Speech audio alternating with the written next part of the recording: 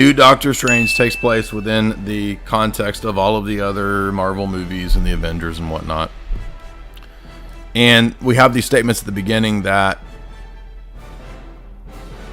Doctor Strange appears to have figured out that there's some relationship between dreams and the multiverse. So when you're dreaming, it's not a dream, it's not something from your subconscious or whatever. It's actually a window into the you in another universe that's having the experiences as you. He comes up with this idea of the they have this discussion about the grand calculus of the multiverse.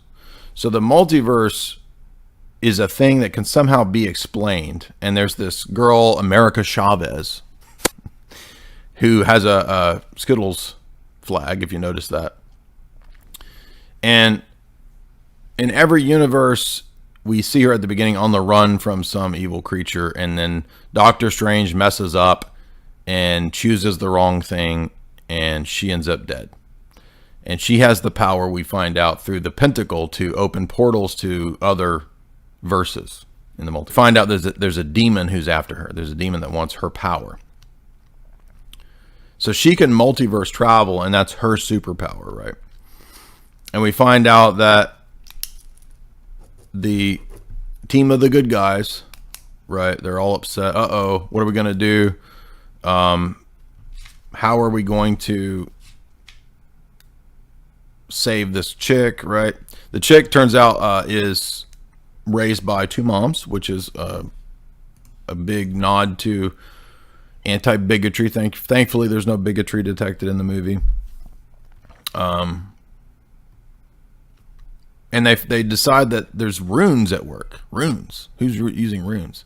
Because these Cthulhic, H.P. Lovecraft type entities are being brought into our dimension, our universe. And so somebody has the power to be doing this, that's doing it through some kind of, not sorcery, but witchcraft. So the rune, I don't know why wounds, the wounds. I can't say my R's. I don't know why the Scarlet Witch would be, runes would be witchcraft. But next they start throwing in the element of spirituality and disassociation, because Doctor Strange says, well, I guess we need to go talk to the Scarlet Witch because she must be somehow involved in this. She knows about witchcraft. So we'll ask her. She's our resident expert, the Elizabeth Olsen character. And I don't watch all this Marvel stuff, so I don't know the whole WandaVision story, but if you recall, I did do an analysis. I wrote an essay on the meaning of the character the Vision, because he's a Deus Ex Machina. He's a kind of demigod, God from within the machine, transhumanist character. He's modeled on bodily resurrection. He's a kind of a Christ figure, but he's like this apathetic, I don't care, like emo Christ figure, and he's more or less worthless. He just kind of like floats off to go pout on another planet or something. But he is actually about transhumanism, if you remember the Avengers Age of Ultron story. And I think he had some romantic fling with the Scarlet Witch. I don't know, right? But the point is that her character is involved in some kind of dissociation. So she's a witch who has a dissociation between the universe where she has her two children, her two boys. Shout out to my single moms out there, my single witch mom. And the universe where she's the Scarlet Witch and doesn't have kids or whatever. So the most interesting thing about her character isn't the witchcraft, but it's rather that she is a character who dissociates. And later on we get clues that, oh no, you see, dissociation is also multiverse theory, because the alter personalities, and they even mention in the film alternate personalities. Alternate personalities aren't a horrible thing that you need to be healed from or whatever because of your trauma. No. Alternate personalities are just the you in another dimension that you need to pull that power from, because there's a dimension where you are Kobe Bryant and you're the best basketball player in the world. Oh, you see, well, if you can do magic, you can pull that power from that dimension to this dimension, and you become a self-savior. So the weird part about this movie is that it's about self-salvation, because, spoiler alert, Scarlet Witch saves herself by herself from another dimension. again, which wouldn't be you, but still. Now, this all occurs. So, in other words, the esoteric world, the esoteric occult arts, dissociation, multiple personalities, and, by the way, demons play a big role in this, because eventually Doctor Strange has to do black magic to save everybody. He has to raise the dead and inhabit zombie Doctor Strange. No joke. And this requires association with the Book of the Damned. But you notice that this reminds me, too, of Marvel continues to do this throughout a lot of their stories with, if you remember, Venom is the demonic alter of Tom Hardy or whatever, right? But in the story, even though he's identified as like this demonic alter, he actually is the source from which Tom Hardy draws power, because Tom Hardy integrates the demon into his psyche and they become one. Likewise, in this story, altars and demons are not things that you need to have healed or be freed from.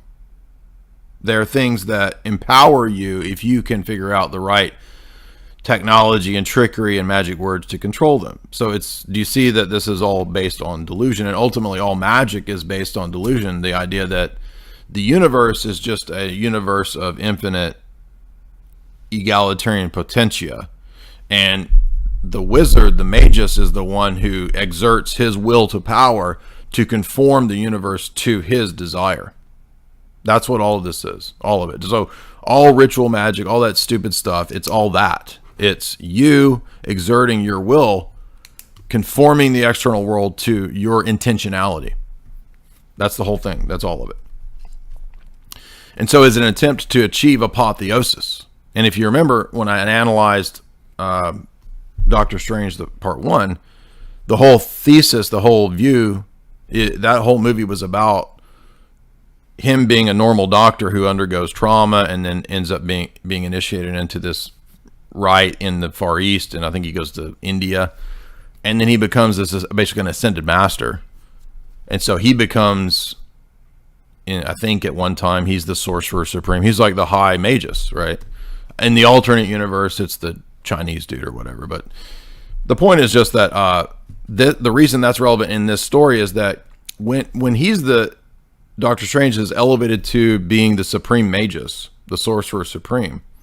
Did you notice what he does?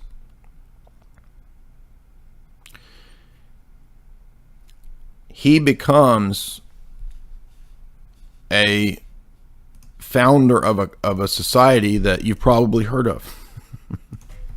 What society did Doctor Strange found to make hard decisions, protect the universe, and study the multiverse, which is chaos magic? Did you notice this? The Illuminati. This is kind of dumb. I recognize that, because the Illuminati was a rationalist, scientism-based cult in the Enlightenment. It wasn't primarily concerned with ritual magic and woo-woo. Woo-woo! The ritual magic go woo-woo! So the Illuminati is created by Doctor Strange. Now remember, Doctor Strange is the sort of mystic, secret advisor to the Avengers. So he's kind of like the head of the Avengers, which is connected to S.H.I.E.L.D. And S.H.I.E.L.D., if we recall, the Avengers is basically the Americanist New World Order that caves to United Nations globalism. If you remember in the story, the Avengers story, Avengers have to basically get on board with internationalism, and they do. That's part of the messaging of the Avengers storyline in the movies. And then Doctor Strange, his whole ethos is the esoteric mystic arts, right? But he's the one that is the founder and the head of the Illuminati, and they call it the Illuminati, and then he gives way to putting Professor X in charge of the Illuminati. That means the X-Men are also under the tutelage of the Illuminati, right? Now, I know that's an alternate dimension, but they brought that in on purpose, because haven't we been here saying this whole time that this storyline, the Marvel movies, are about the Illuminati? Confirmed that the movies are putting this theme in there. And lo and behold, after being mocked for many, many years, even though I wrote 2 books proving that this is what the movies are talking about. Now that they actually put it in the movies, do I get any, oh, you were right? No, it's, oh, you're, yeah, but it's there because there's nothing wrong with that. It's not bad. It's just jokes. It's just, right. So I'm right all this time when it doesn't exist. And now, oh, it exists, but it's a good thing. So, I mean, again, I just have to like take a little moment to humble brag here that I wrote 2 books where I talked about movies being about the Illuminati confirm, for lack of better wording. You can substitute whatever power structure cult you want. Everybody thought my books are crazy. My essays, I've been writing about this. The books are my essays that I wrote for the last 15 years, right? And how many, many, many thousands of people have called me crazy for all these years. And lo and behold, what does the movie do but put Doctor Strange as the head and the creator of the Illuminati in the movie? Did you notice that when Professor X, by the way, this proves my dissociation trauma theory with Scarlet Witch. So he can see into her mind, and when she's possessed by Scarlet Witch, her real personality is trapped in a basement. Did you notice that? And so Professor X tries to pull her out of the basement, but he can't do it in time. And the Scarlet Witch that possesses the body is supposed to be her in another dimension that's the traumatized her, you see. And then Doctor Strange decides the only way to stop Scarlet Witch is that I'm going to have to possess another body using the sorcery, the witchcraft that she's using. And I'm going to have to possess, turns out, my own dead body from another multiverse. So zombie Doctor Strange has to do sorcery to control demons that empower him to beat the Scarlet Witch. But he doesn't ultimately do it. It ends up being America Chavez who discovers her secret inner power to control the dimensional portals that she can't control. And this is Marvel always, all the superhero story. Oh, you can't control I can't control my power. Oh, you have to learn to control your power, right? It's like the same plot. Oh, they always do the same plot. What is the worldview that's being conveyed in the movie? Well, as we said, it's ultimately chaos magic. Ritual magic will give you the power to control and pull from the you in the other dimensions that then allows you to enforce your will upon this dimension. That's what the whole thing is. And ultimately, all of the superheroes are that. That's the whole ethos of the superheroes, right? And it's to teach you that all forms of existence are equal. Whatever your preference is, it's all equal. And that is straight from Crowley. Did you know Crowley said that the goal of his philosophy and worldview is the equalization of all actions? Everything is equal. So what is that? How does that work? Well, it's good or bad relative to the magician. So the most powerful magician is the one who convinces most people to follow him and submit to him as he determines what is good or bad. So it's not just relativism, it's relativism like mixed with Nietzscheanism. And then the Ubermensch magician, he's the one that's able to enforce his will. And it doesn't matter how he does it. If he does it through trickery, deceit, whatever, right? If you trick most people into following you, and then you can basically make them your cult people, you determine good and evil. They will follow you. That's what the magus is. That's why the people that graduate from that goofy cult, it's just a graduate program in creating your own cult and your own religion. That's all it is. That's why everybody who graduates from Crowley's thing goes on to start their own cults. And that's why it's also very useful to intelligence agencies and the study of mind control and psyops. That's why Michael Aquino wrote a book on using black magic in psyops. The colonel who wrote the psychological warfare doctrine for the army, who was also a founder of a satanic sect, Temple of Set. So why would it be strange that these movies are full of these themes when the people that write the psychological warfare doctrine for the U.S. Army are super hardcore committed high-level Satanists? Why does any of this seem strange to you? When the most famous graphic novel writers like Alan Moore are avowed open Crowleyans. I think it is interesting that the Scarlet Witch is Slavic. Yeah, I just actually noticed that today, that like Black Widow, her character was like a Russian, right? I don't remember the name. And then she seeks to destroy America on the sacrificial altar. Yes, that's a good point. I forgot to go into. So the girl who's the main character's power is the opening the dimensional portals, and they keep referencing her in a weird way, like in a double sense, because they'll say things like America will die, or they've got America, right? And then it's like America's on the altar and the witch is going to sacrifice it, right? I think that's a great point. But I didn't want to go too schizo-y with reading into double senses of the words, but there's probably something to that, right? I mean, I definitely think there's something to her being who she is and having the name. Satanic imagery and symbolism was off the charts in the new Doctor Strange movie, especially when gathered the candles together. Yeah, that's when he does the sorcery. He does the banishing circle, magic circle, lesser banishing ritual, or whatever, to possess. He sends his body. It has astral projection, of course, in the first one, which I covered that in a different stream. But yeah, that was all 100% like Crowley sorcery type stuff. Then he did spirit walking, astral projection. Yeah, that was a big part of the first one. He almost becomes demonically possessed. Exactly. That's when he falls into the black goo. A little too on the nose. Great analysis. Yeah, again, but I mean, the comic book world, as I was illustrating earlier, has always been wrapped up and obsessed with this ritual magic stuff. Hurting Wish, $10. Why are Christian stories and movies so boring, but secular movies entertaining? Well, modern Christian stories are done by goofer evangelicals. I like that. Goofer evangelicals.